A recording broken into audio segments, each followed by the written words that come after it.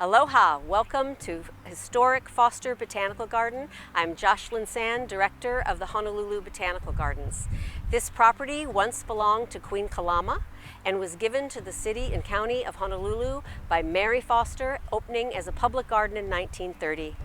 I'm standing in front of our famous bow tree, known in Latin as Ficus religiosa. This tree was planted by Mary in 1913, and it's a direct descendant of the tree under which Buddha gained enlightenment, and it's visited from people around the world. What's neat about the bow tree is that it has this extremely pronounced drip tip. This tip on the leaf directs water very efficiently down through the canopy to the root system below. Another fun fact about ficus is that the flowers are actually hidden inside the fruit, and each fig tree is pollinated by a specific kind of wasp. The wasp brings pollen inside the fruit, pollinates the flowers, and while the wasp is in there, it lays its eggs. This life cycle perpetuates both the wasp and the tree itself. Our staff is here to show you just a few of our most unusual plants, as well as our beautiful prehistoric glen, donated to us by the Garden Club of Honolulu in 1965. Mahalo for watching. Hi! I'm Naomi, I'm the botanist here. I'm Talia, I'm the horticulturist, and this is our Baobab tree.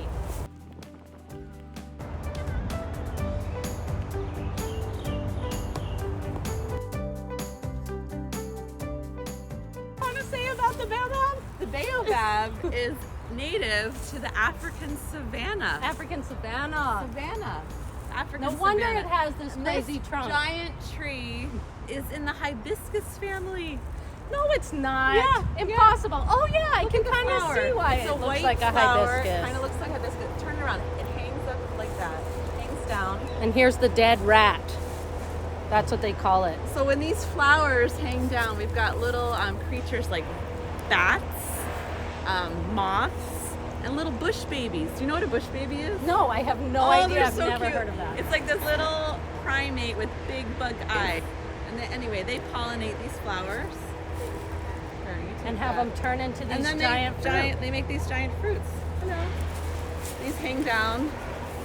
These are the dead rats. Another name for this tree is the dead rat tree. Adansonia digitata in Latin. This trunk looks like it can carry a lot of water in. It sure does. It's technically a succulent tree. It stores water in this bark here, so it swells up. And if you're a thirsty elephant, what are you gonna do? I'm gonna eat some of this tree. They're gonna strip off some of this bark to get at the water inside. And these fruits are kind of tasty too, even though they've got this hard shell on them. That protects them from fire. But once you crack it open, you've got all these, it's a dry pulp. It looks kind of weird, but it's a dry pulp. And baboons and elephants will eat this. And humans, they like this too. So humans collect this. They're gonna add that pulp to their drinks, make a refreshing smoothie. And then those seeds, they can press them for oil or roast them for food and make medicine. So that's our baobab. This baby was planted in 1939. These trees can actually live up to upwards of 2,000 years old. But there's droughts going on right now in Africa, and a lot of these, unfortunately, are dying. So we're lucky to have this baobab here.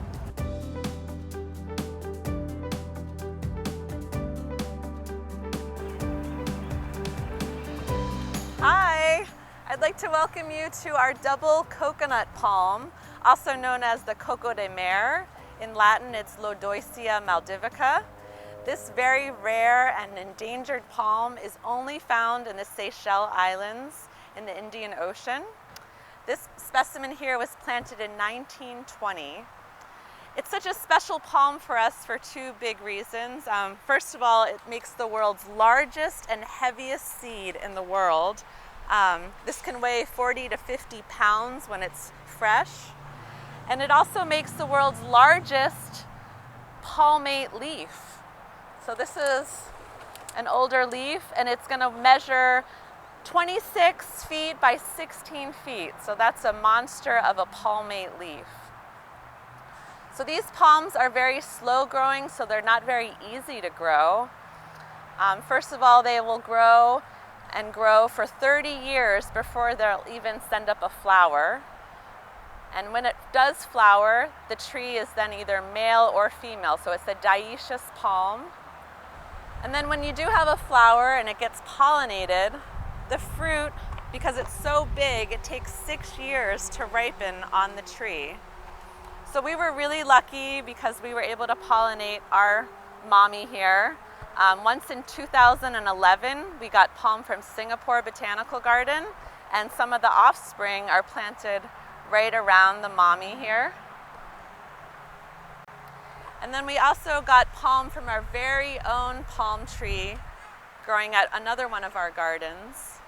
We pollinated it in 2021, and if you look up here, you can see the giant fruits developing right up there. So they've still got a few years to go before they'll be mature and get to be as big as this. So that was your double coconut, and Talia will meet you now in the middle terraces to show you the Cannonball Tree.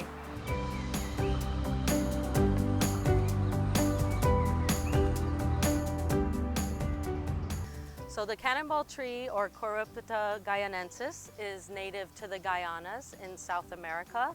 It's part of the Brazil nut family, and as you can see here, it grows its flowers directly off of the trunks and the large branches.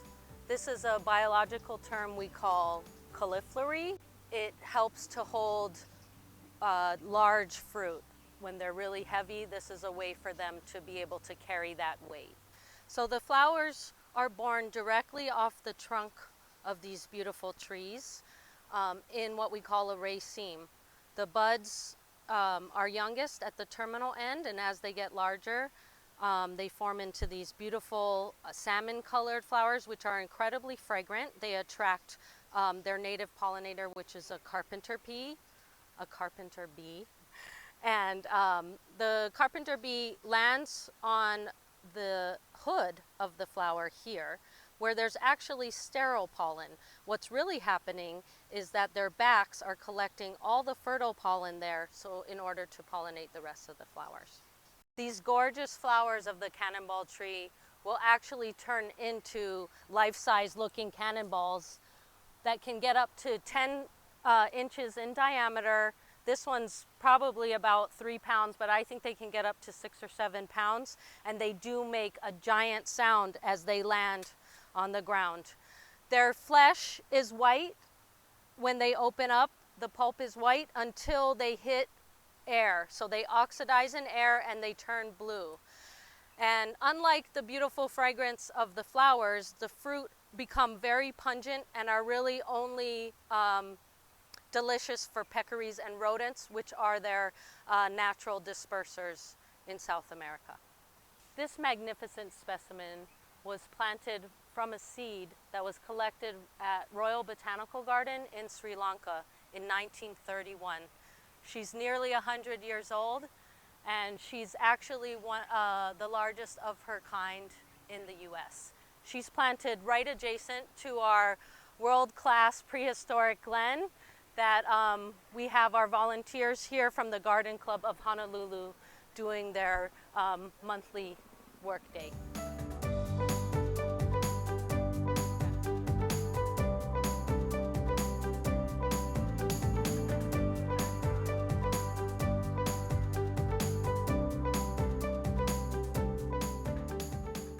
Here we are in Foster Garden, where we are every other month, first Tuesday of the odd-numbered month, cleaning up and maintaining the Prehistoric Glen, which was given to Foster through a Founders Award in the 60s and dedicated in the 70s.